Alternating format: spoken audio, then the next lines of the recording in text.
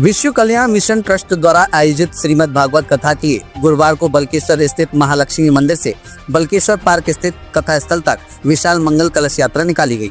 बलनों की मधुर स्वर लहरियां बिखेरते बैंड वादकों के साथ सुसज्जित बग्गी पर विराजमान पूज्य राष्ट्रीय संत चिन्मयानंद बापू के पावन सानिध्य में जब 3100 से अधिक माता बहनें मंगल कलश लेकर सड़क पर निकली तो ऐसा लगा मानो आस्था का सैलाब उमड़ पड़ा हो।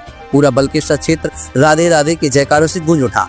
मंगल कलश यात्रा में मुख्य यजमान सुगंधी परिवार की श्रीमती विनीता सुगंधी, गोविंद सुगंधी, अमित सुगंधी, हिमांशु सुगंधी और आशीष सुगंधी के साथ तीरथ कुशवाहा, कमलेश कुशवाहा, ममता सिंगल, आशा अग्रवाल, कुमकुम उपाध्याय, रजनी गोयल, नेहा गोयल, पार्षद पूजा बंसल आदि लोग मौजूद रहे। श्रीमद् भागवत कथा का आज से शुभारंभ हुआ है। 2100 कलश यात्रा के साथ में श्री महालक्ष्मी मंदिर बल्केश्वर से स्टार्ट होके बल्केश्वर पार्क में अभी 2100 कलश यात्रा यहाँ पर आई है, पहुँची है। कल से कथा का यहाँ पर स्टार्ट का कार्यक्रम जो है 3 बजे से 7 बजे तक कथा होगी बल्केश्वर पार्क में। श्रीमद् भागवत कथा 22 तारीख से 28 तारीख तक श्रीमद् भागवत कथा का शुभारंभ होगा। एंड बापू हैं चिन्मयानंद बापू जी, वो हमारे मुखारबिंदु से पूरी शहर की जनता को अपने मुखारबिंद से सबको संबोधित करेंगे। Thank you. आपको मैं पिछले 12 साल से विश्व कल्याण मिशन से ट्रस्ट से जुड़ा हुआ हूँ, जो बापूजी का ट्रस्ट है उनसे मैं जुड़ा हुआ हूँ। बहुत अच्छा लगता है मुझे, 12 साल से कंटिन्यू मैं इनके बापू के साथ में जुड़ा हुआ हूँ और बहुत भव्य कार्यक्रम होने जा रहा है। सभी शहरवासियों से निवेदन है कि श्रीमद् भागवत कथा का आयोजन में आप आकर सम्मिलित होने की कृपा करें। Thank you. Shrimati Suman Goyal, Vishwa Kalyan mission trust द्वारा आयोजित आगरा इकाई द्वारा श्री परम पूज्य संत चिन्मयानंद बापू जी के मुखारविंद से बल्केश्वर धाम तीर्थ में बाबा बल्केश्वर नाथ के आशीर्वाद से और माँ जमुना जी के आशीर्वाद से जो भागवत 22 अगस्त से 28 अगस्त तक होने जा रही है, उसकी आज भव्य कलश यात्रा निकली। ऐसा मालूम पड़ रहा था कि जैसे गोपियां हैं सिर पर मंगल कलश उठाए हुए और एक जमुना मैया की तरह बहती जा रही हैं। कुछ पता नहीं, कोई गिनती नहीं कि कितने कलश हैं, कितनी महिलाएं हैं। ऐसा लग रहा था कि स्वर्ग से बग्गी पर बैठे हुए हमारे कन्हैया जी, कान्हा जी के रूप में गुरुदेव विराजमान थे और साथ में उनके लड्डू गोपाल ठाकुर जी थे। वो ऐसा लग रहे थे कि जैसे राम और बलराम थे, जैसे कृष्ण बलराम थे, जैसे राम और लक्ष्मण थे, ऐसा लग रहा था। और माताएं सारी राधा जी के रूप में साथ साथ चल रही थी।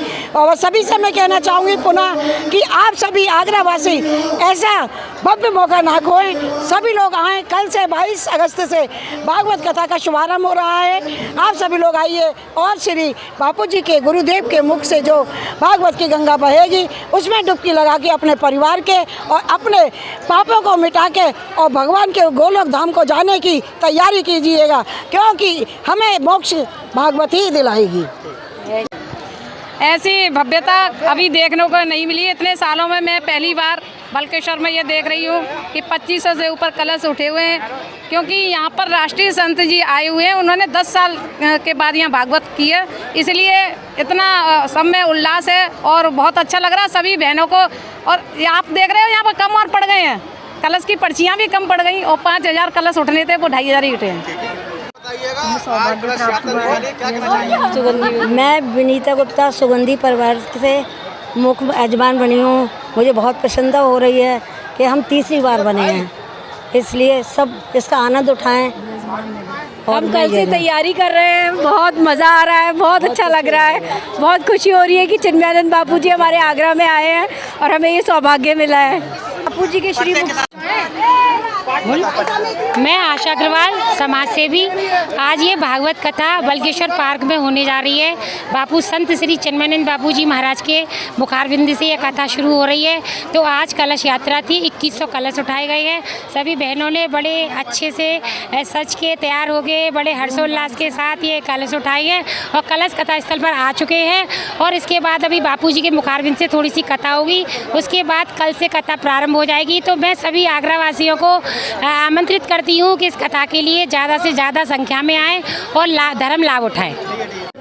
ब्रज से जुड़ी हुई है और इस पावन भूमि पर श्रीमद् भागवत कथा का आयोजन होना ये समस्त आगरा वासियों के लिए सौभाग्य की बात है।